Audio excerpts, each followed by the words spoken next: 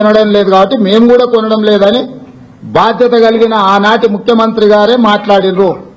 ఆ తర్వాత ఇంకా ఒక అడుగు ముందుకేసి ఊరేసుకుంటే ఊరేసుకున్నట్టే అది మీ కర్మ అని చంద్రశేఖరరావు గారు మాట్లాడినరు. ఊరేసుకుంటే ఊరేసుకుంటు అనే పరిస్థితి నుంచి వరి వేసుకోండి కనీసం మద్దతు ధర ఇచ్చి కొంటమనే కాకుండా సన్నాలు పండించండి 500 రూపాయల బోనస్ ఇస్తామని చెప్పి ఈ రోజుకి 31 లక్షల మెట్రిక్ టన్నుల వరి ధాన్యాన్ని మా ప్రభుత్వం సేకరించింది. 500 రూపాయల బోనస్ కొనసాగుతుంది.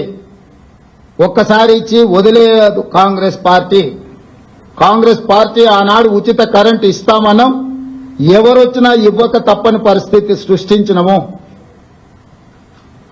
ఈనాడు సన్నాలు పండించిన వాళ్ళకి 500 రూపాయలు బోనస్ ఇస్తామన్నాం, వానాకాలం ఇచ్చినాం. రేపొచ్చే సీజన్ కు కూడా 500 రూపాయల బోనస్ కొనసాగుతుంది. అయితే రైతులకు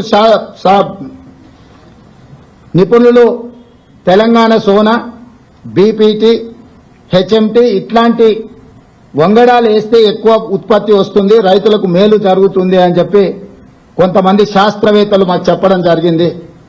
అందుకే నేను రైతులకు సూచన చేస్తున్నా, తెలంగాణ సోనా, బీపీటీ, హెచ్ఎంటీ లాంటి వంగడాలు వేస్తే మీకు పంట అధికంగా వస్తుంది.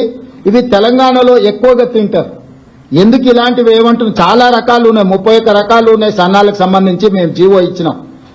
కానీ తెలంగాణలో ఉండే ప్రజలు అత్యధికంగా తినేది తెలంగాణ సోనా, బీపీటీ లేకపోతే హెచ్ఎంటీ. ఈరోజు రేషన్ షాపులలో సన్న బియ్యం ఇస్తామని మాట ఇచ్చినాం. మన తెలంగాణ రైతులు తెలంగాణ భూముల్లో పండించిన వడ్లు కొని వాటిని బియ్యంగా మార్చి పేదలకు రేషన్ షాపుల్లో అవే బియ్యం ఇవ్వాలనుకుంటున్నాము. ఈరోజు సంక్షేమ హాస్టళ్లలో ఎస్సీ, ఎస్టీ, బీసీ, మైనారిటీ గురుకులాలు, కస్తూర్బా స్కూళ్లు, ఏ ప్రభుత్వ పాఠశాలలలో భోజన పథకం అమలు జరుగుతుందో వాళ్ళందరూ కూడా సన్న బియ్యంతోనే భోజనం పెట్టాలి. అది తెలంగాణ నేల మీద పండిన పంటలతోనే వాళ్ళ కడుపు నింపాలన్న ఆలోచన చేస్తున్నాము. నేను రైతులకు విజ్ఞప్తి చేస్తున్నా, మీరు నాణ్యత కలిగిన సన్న వడ్లు పండిస్తే అవి బియ్యంగా మారి తిరిగి మన పేదల కడుపు నింపడానికి అవకాశం ఉంటుంది. ఈరోజు మీరు పండించే సన్న వడ్లు ఎఫ్సీఐకో ఇతర రాష్ట్రాలకో తరలించకుండా తెలంగాణ ప్రజలకే మళ్ళీ బియ్యం రూపంలో పేదలకే పంచాలనుకుంటున్నాం. కాబట్టి మీరు పండించే పంట మళ్ళీ మన వాళ్ళే భోజనం చేస్తారు. కాబట్టి దాని పట్ల కూడా తెలంగాణ రైతాంగం సన్నాలు పండించాల్సిందిగా నేను సూచన చేస్తున్నా. కాబట్టి ఈ విషయాలలో ఎలాంటి అపోహలకు తావు ఇవ్వకండి. మీడియా మిత్రులారా, మీ వైపు నుంచి కూడా సహకారం అవసరం ఉన్నది. ఏంటంటే ఈ పథకాలు అమలు చేయడమే కాదు, అమలు చేస్తున్న విధానం కూడా ప్రజలకు చేరాలి. ఆ విధానాన్ని వివరించాల్సిన బాధ్యత రైతు బిడ్డలుగా మీ మీద ఉన్నది. ఇక్కడ ఉన్న వాళ్ళు 99% గ్రామీణ ప్రాంతాలలో రైతుల బిడ్డలే ఈరోజు పాత్రికేయులుగా ఇక్కడ ఉన్నారు. ఇది రైతులకు సంబంధించిన విషయము. రాజకీయాలకు అతీతంగా రైతులకు దగ్గరగా పేదలకు ప్రయోజనకరంగా ఈ ప్రభుత్వం తీసుకుంటున్న నిర్ణయాన్ని మీరు ప్రజలకు చేరవేయండి.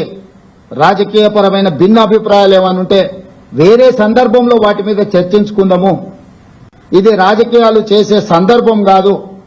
పాలకపక్షమైనా ప్రతిపక్షమైనా ప్రజాప్రతినిధులైనా పాత్రికేయ మిత్రులైనా ఒక బాధ్యతతో ఒక యజ్ఞంలాగా భావించి ప్రభుత్వం చేపడుతున్న ఈ యొక్క మంచి విధానాన్ని రైతులకు చేరవేయండి. వాళ్ళకి భరోసా విశ్వాసాన్ని కల్పించండి. రైతు భరోసా విషయంలో భరోసా కల్పించండి.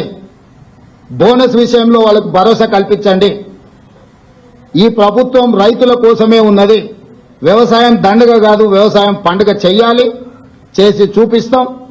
ఇప్పటి వరకు చేసినాం, భవిష్యత్తులో కొనసాగిస్తాం.